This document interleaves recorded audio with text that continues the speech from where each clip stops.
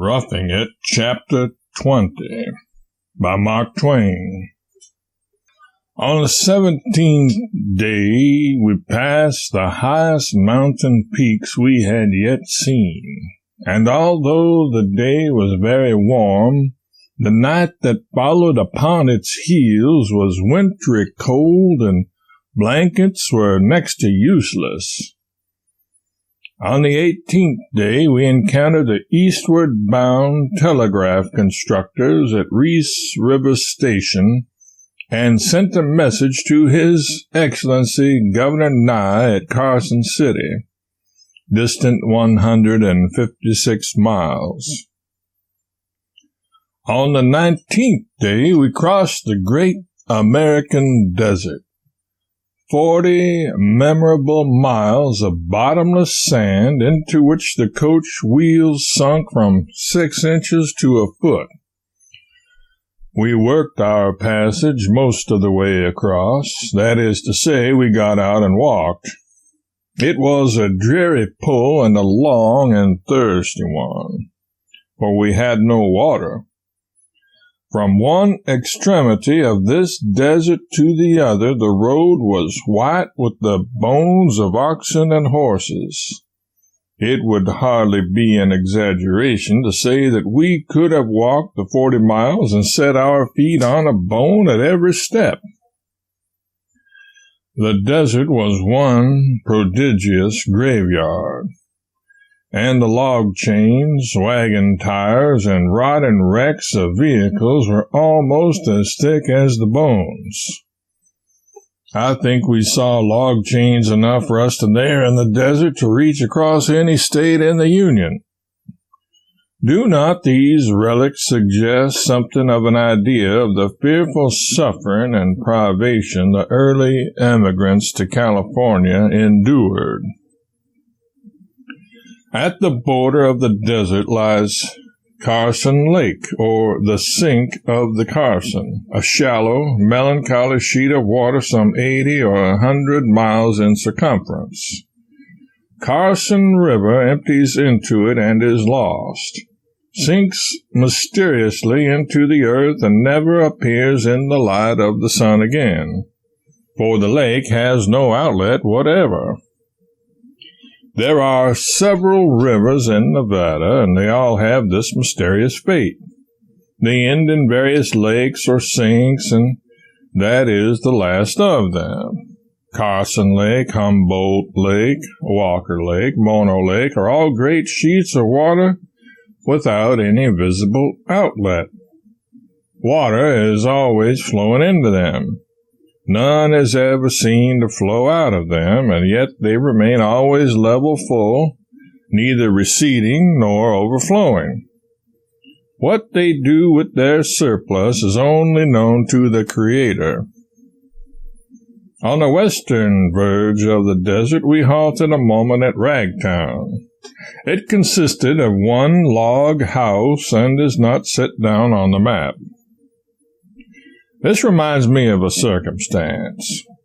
Just after we left Julesburg on the Platte, I was sitting with the driver, and he said, "I can tell you a most laughable thing indeed, if you would like to listen to it.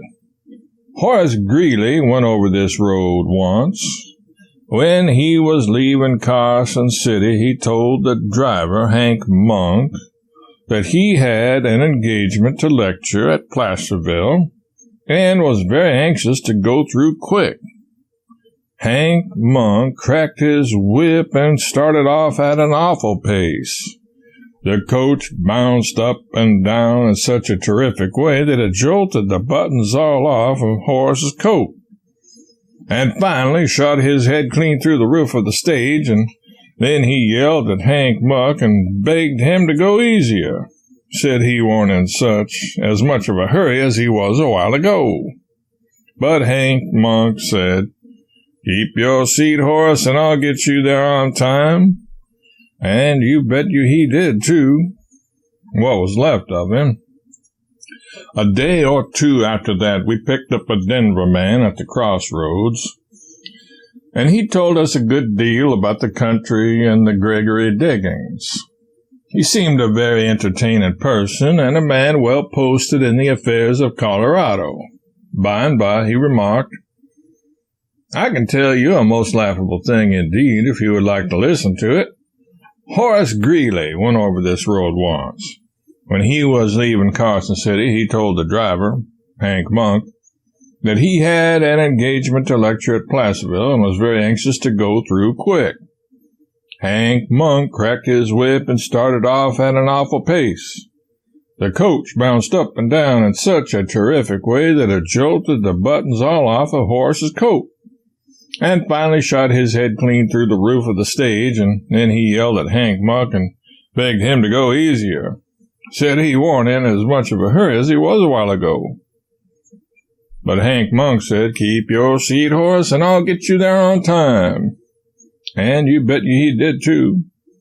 What was left of him. At Fort Bridges, some days after this, we took on board a cavalry sergeant, a very proper and soldierly person indeed. From no other man during the whole journey did we gather such a store of concise and well-arranged military information. It was surprising to find in the desolate wilds of our country a man so thoroughly acquainted with everything useful to know in his line of life, and yet of such inferior rank and unpretentious bearing. For as much as 3 hours we listened to him with unabated interest. Finally he got upon the subject of transcontinental travel, and presently said, "I can tell you a very laughable thing indeed if you would like to listen to it. Horace Greeley went over this road once. When he was leaving Carson City, he told the driver, Hank Monk, that he had an engagement to lecture at Placerville and was very anxious to go through quick. Hank Monk cracked his whip and started off at an awful pace. The coach bounced up and down in such a terrific way that it jolted the buttons all off of Horace's coat, and finally shot his head clean through the roof of the stage.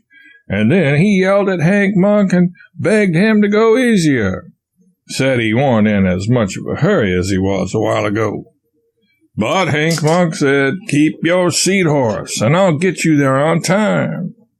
And you bet you he did, too, what was left of him.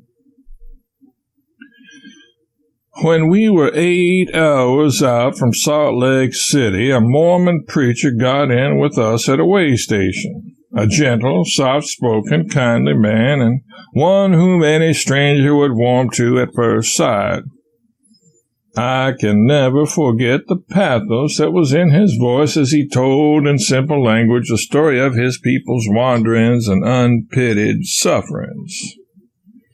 No pulpit eloquence was ever so moving and so beautiful as this outcast's picture of the first Mormon pilgrimage across the plains, struggling sorrowfully onward to the land of its banishment and marking its desolate way with graves and watering it with tears.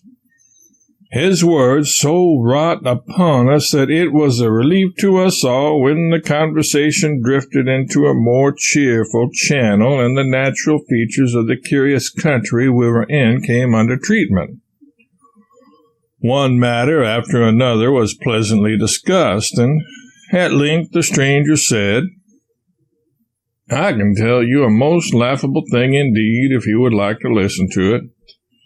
Horace Greeley went over this road once. When he was leaving Carson City, he told the driver, Hank Monk, that he had an engagement to lecture in Placerville, and was very anxious to go through quick. Hank Monk cracked his whip and started off at an awful pace. The coach bounced up and down in such a terrific way that it jolted the buttons all off of Horace's coat, and finally shot his head clean through the roof of the stage. And then he yelled at Hank Monk and begged him to go easier. Said he warn't in as much of a hurry as he was a while ago. But Hank Monk said, 'Keep your seat, Horace, and I'll get you there on time.' And you bet you he did, too, what was left of him. 10 miles out of Ragtown, we found a poor wanderer who had laid down to die. He had walked as long as he could, but his limbs had failed him at last. Hunger and fatigue had conquered him. It would have been inhuman to leave him there. We paid his fare to Carson and lifted him into the coach. It was some little time before he showed any very decided signs of life, but by dint of chafing him and pouring brandy between his lips, we finally brought him to a languid consciousness. Then we fed him a little, and by he seemed to comprehend the situation, and a grateful light softened his eye. We made his mail sack bed as comfortable as possible and constructed a pillow for him with our coats. He seemed very thankful. Then he looked up in our faces and said in a feeble voice that had a tremble of honest emotion in it, "Gentlemen, I know not who you are, but you have saved my life. And although I can never be able to repay you for it, I feel that I can at least make 1 hour of your long journey lighter. I take it you are strangers to this great thoroughfare, but I am entirely familiar with it. In this connection, I can tell you a most laughable thing indeed, if you would like to listen to it. Horace Greeley," I said impressively, "suffering stranger, proceed at your peril. You see in me the melancholy wreck of a once stalwart and magnificent manhood. What has brought me to this? That thing which you are about to tell. Gradually but surely that tiresome old anecdote has sapped my strength, undermined my constitution, withered my life. Pity my helplessness. Spare me only just this once and tell me about young George Washington and his little hatchet for a change." We were saved, but not so the invalid.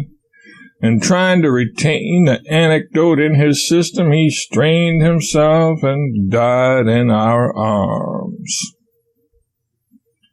I am aware now that I ought not to have asked of the sturdiest citizen of all that region what I asked of that mere shadow of a man. For after 7 years' residence on the Pacific coast, I know that no passenger or driver on the overland ever corked that anecdote in when the stranger was by and survived. Within a period of 6 years, I crossed and recrossed the Sierra between Nevada and California 13 times by stage and listened to that deathless incident 481 or 82 times. I have the list somewhere.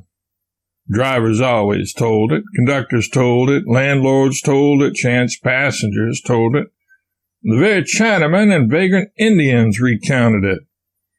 I have had the same driver tell it to me 2 or 3 times in the same afternoon. It has come to me in all the multitude of tongues that babble bequeathed to earth and flavored with whiskey, brandy, beer, cologne, sauce-a-dent, tobacco, garlic, onions, grasshoppers, everything that has a fragrance to it through all the long list of things that are gorged or guzzled by the sons of men. I never have smelt any anecdote as often as I have smelt that one. Never have smelt any anecdote that smelt so variegated as that one.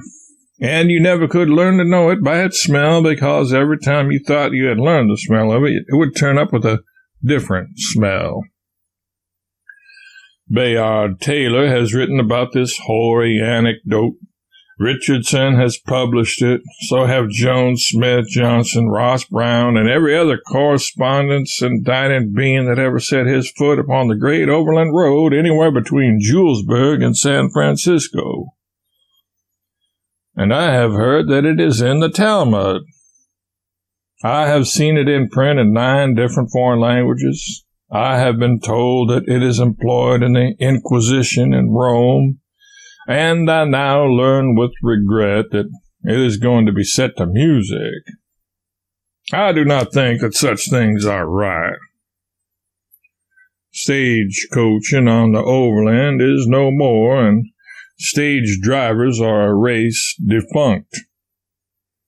I wonder if they bequeath that bald-headed anecdote to their successors, the railroad brakemen and conductors, and if these latter still persecute the helpless passengers with it until he concludes, as did many a tourist of other days, that the real grandeurs of the Pacific Coast are not Yosemite and the big trees, but Hank Monk and his adventure with Horace Greeley.